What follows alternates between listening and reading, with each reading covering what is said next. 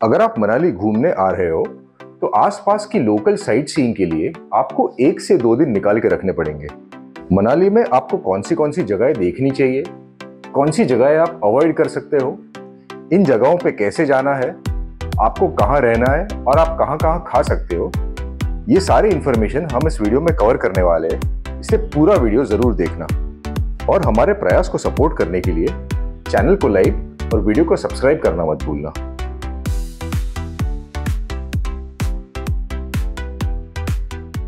हमारी होटल के सबसे पास नेहरू फीजेंट्री है, इसलिए शुरुआत वहां से करते हैं।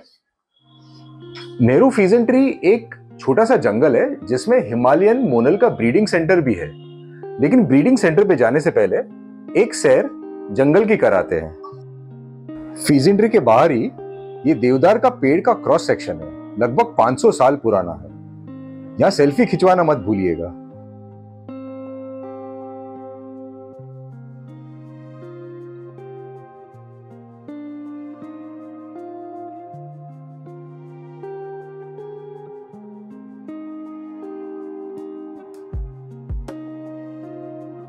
स्नोफॉल भले ही ना हो, लीफ फॉल देखने मिल गया। अगर भारत की खूबसूरत चिड़ियों का नाम ले तो जहन में सबसे पहले नाम आता है मोर का। लेकिन मोर को टक्कर देने वाली एक और चिड़िया है जिसका नाम है हिमालयन मोनल। मोनल नेपाल का नेशनल बर्ड भी है और उत्तराखंड का स्टेट बर्ड भी। मोनल पाया जाता है हिमालय की ऊंचाइयों में और उससे इरिडिसेंट फेदर्स होते हैं, जिसकी वजह से उसका रंग मेटेलिक लगता है। मोनल के अलावा आपको कुछ अन्य प्रजातियों की भी पंछियां पिंजरे में मिलेंगे।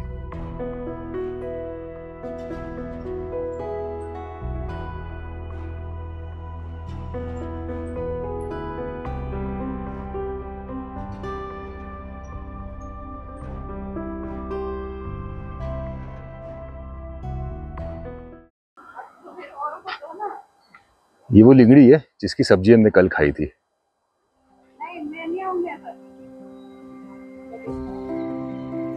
तो यहां से चलते हैं मनाली के सबसे पॉपुलर टूरिस्ट लोकेशन पे, हिडंबा देवी का मंदिर। फीजेंट्री से ये लगभग 1 किलोमीटर की दूरी पे है, तो हम तो चल के ही जाने वाले हैं। लेकिन अगर आप खुद की गाड़ी में आ रहे हो तो गौर फरमाइएगा यहाँ के पार्किंग चार्जेस पे। मंदिर तक पहुंचने के लिए आपको करीब करीब 100 सीढ़ियां चढ़नी पड़ेगी। रास्ते में ऐसे मनोरंजन के साधन भी आपको दिखेंगे, लेकिन सबसे ज्यादा भीड़ रहती है पारंपरिक पोशाक में फोटो खिंचवाने के लिए।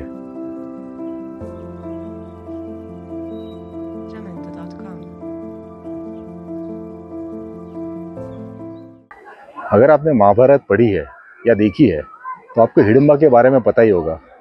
भीम की पत्नी और घटोत्कच की मां। ये मंदिर उसी की याद में बनाया गया है। यहाँ पर अगर आप जाओगे अंदर तो मूर्ति के जगह पे सिर्फ एक इतना सी छोटी प्रतिमा है, और अगर कुछ है तो बड़ा सा पत्थर जहाँ हिडंबा ने तप किया था। यहाँ बहुत सारी मूवीज भी शूट हुई है, जैसे रोजा और ये जवानी है दीवानी।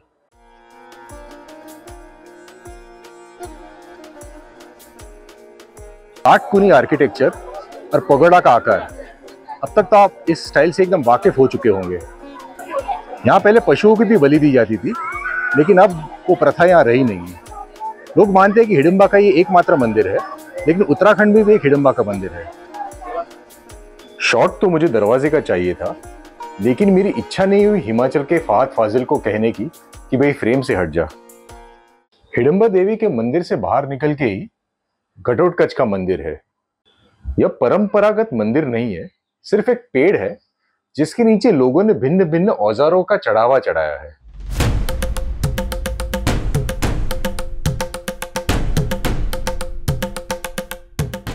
बगल में ही museum of Himachal culture and folk art है, और जैसे नाम से लगता है हिमाचली संस्कृति और कला का अच्छा प्रदर्शन है यहाँ।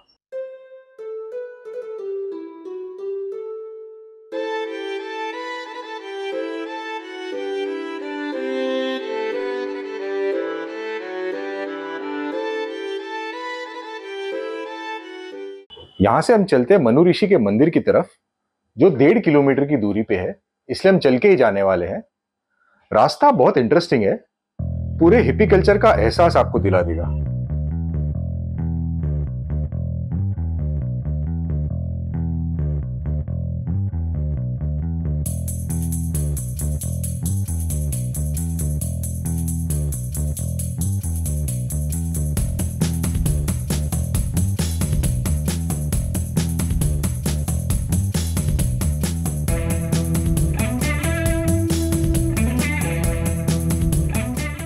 ये जगह की कहानी ये है कि एक बहुत बड़ा प्रलय आया था और मनु ऋषि ने नाव बनाकर मानव जाति को बचाया था।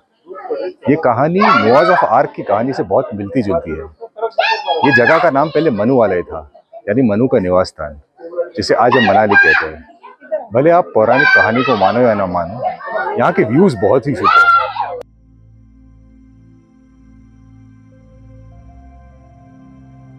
अगला मुकाम है मनाली का क्लब हाउस। फिर से 1 किलोमीटर की दूरी पे है, इसलिए चल के पहुंचना आसान है। लेकिन ये एक ऐसी जगह है मनाली में जहां आप नहीं भी जाओगे तो भी कुछ खास मिस नहीं करोगे। एक पुराने स्टाइल का बिल्डिंग है जिसके इंटीरियर्स लकड़े के बने हुए हैं। यहाँ अलग अलग किस्म की दुकानें हैं, एक रेस्टोरेंट है और खेलने के लिए कुछ इंडोर स्पोर्ट्स है, जैसे कैरम है, बिलियर्ड्स है, टेबल टेनिस है, जिसके लिए आपको अलग से चार्ज देना पड़ेगा।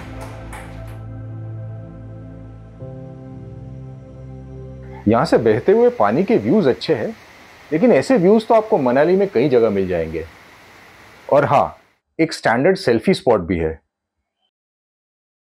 क्लब हाउस के अंदर न जाके आप बाहर से ही ये रिवर जंपिंग की एक्टिविटी कर सकते हो। अगर आप मनाली में हो तो शाम तो मॉल रोड पे ही बीतेगी। सीजन में मनाली का हर रास्ता मॉल रोड जैसा लगने लगता है, लेकिन मनाली के बीचों बीच एक 500 मीटर का स्ट्रेच है जहां व्हीकल्स अलाउड नहीं है, जो यहाँ का ऑफिशियल मॉल रोड है। यहाँ हर तरह का खाना आपको ओवरलिट रेस्टोरेंट्स में मिल जाएगा। जो होटल में हम रुके हैं उसके बारे में आपको बता देते हैं। हम ठहरे हैं होटल मार्बल में, जो पर्यटक स्थानों से, बस स्टैंड से और ऑटो स्टैंड से बहुत करीब है। यहाँ के कमरे भी बड़े और अच्छी तरह से मेंटेन्ड है। परसों थोड़ी लोकल साइट सीइंग रह गई थी, तो आज शाम को हमको दिल्ली की बस पकड़नी है, तो जो भी रह गया था आज हम कवर करने वाले हैं। लेकिन उसके पहले मुझे लगता है मुझे यहाँ पर एक और चीज़ प्रमोट करनी चाहिए, वो है यहाँ के लोकल फ्रूट्स। जो भी यहाँ पर टूरिस्ट आते हैं वो ज़्यादातर मैगी खाते हैं। अब मैगी अपनी जगह पे है, लेकिन आपको यहाँ के फ्रूट्स भी ट्राई करनी चाहिए। मैं सिर्फ सेब की बात नहीं कर रहा हूँ, आपको यहाँ के एप्रिकॉट्स और फॉर इंस्टेंस ये चेरी मुझे पूरा डिब्बा मिला है 150 रुपये में। आधी मैं खा चुका हूँ, तो सिर्फ आधे बचे हैं। लेकिन ये अगर मैं बॉम्बे में लेने जाऊँ तो मुझे कम से कम 300 रुपये में मिलेंगे और ये क्वालिटी भी नहीं मिलेगी। तो अगर यहाँ पर आप आते हो तो यहाँ के लोकल फ्रूट्स डेफिनेटली ट्राई कीजिए।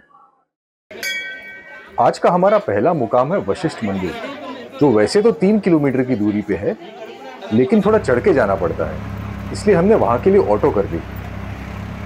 यहाँ भी गर्म पानी के कुंड है जिनमें आप स्नान कर सकते हो। और अब चलते हैं जोगिनी वाटरफॉल, जिसके लिए रास्ता मंदिर के ठीक बाजू से निकलता है। यह रास्ता पतला है और गांव के बीच से होके जाता है। आपको एक साइड लगभग आधा घंटा तो चलना पड़ेगा।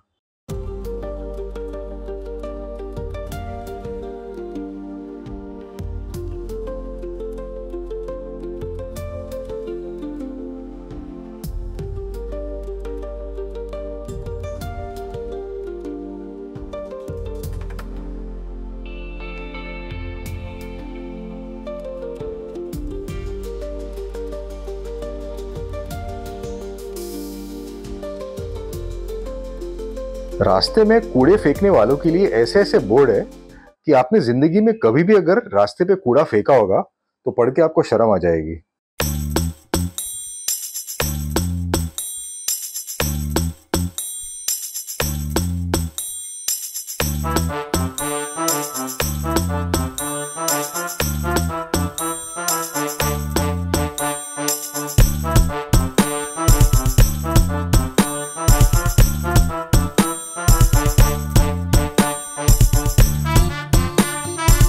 ब्रूटल।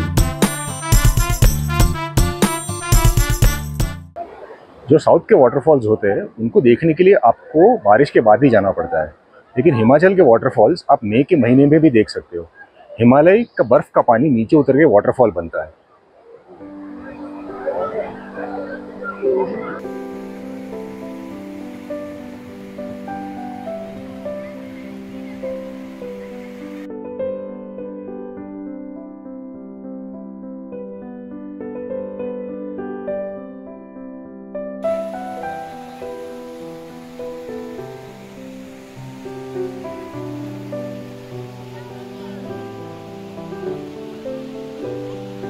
लंच के लिए हम जाते हैं बाशो, जो जोगिनी वाटरफॉल के रास्ते में ही है। यहाँ अलग अलग किस्म के इंटरनेशनल क्विजीन्स अवेलेबल है। बाशो का नाम एक जापानीज कवि के ऊपर से रखा गया है। जब हम कसौल में थे मैंने शाकशुका खाने की कोशिश की थी, लेकिन शाकशुका अंडे का आइटम है और मुझे उसका वेज वर्जन मिला नहीं था। यहाँ पर अभी मैं बाशो में बैठा हूँ, जो जोगिनी वाटरफॉल के रास्ते में ही है। यहाँ पर एक वीगन वर्जन अवेलेबल है शाकशुका का, तो हम वो ट्राई करने वाले हैं।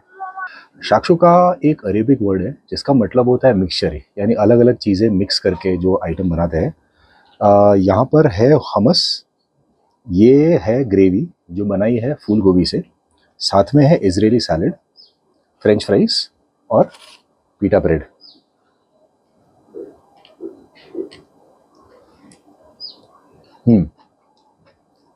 बहुत अच्छा है, डेफिनेटली ट्राई करना चाहिए आपको अगर आप जोगिनी वाटरफॉल आ रहे हो। वापसी में हमें एक शॉर्टकट मिल गया जिसने हमें सीधा मेन रोड पे छोड़ा। रास्ते में एक झरना भी था जहां हमें ग्रे वैगटेल दिखा। आप सिर्फ 2 सेकंड के लिए इसको देखोगे तो तुरंत समझ जाओगे कि इसको वैगटेल क्यों कहते हैं।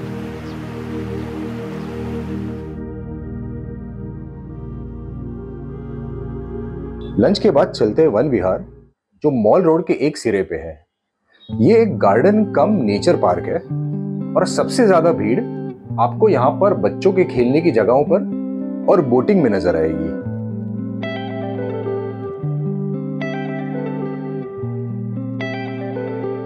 लेकिन मैं ये कहूंगा कि थोड़ा चलकर अंदर जाइए तो आपको शांति भी मिलेगी और जीव जंतुओं के दर्शन भी होंगे।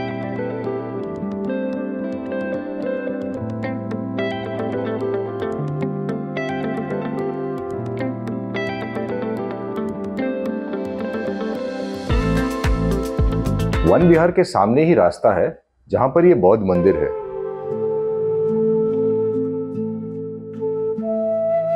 यहां आप बटर टी ट्राई कर सकते हो जिसमें चीनी नहीं नमक होती है। 1.5 दिन में जितना भी मनाली का लोकल साइट सीइंग कवर कर सकते थे सारा कवर कर लिया है। अब आपको चैनल को सब्सक्राइब करना है।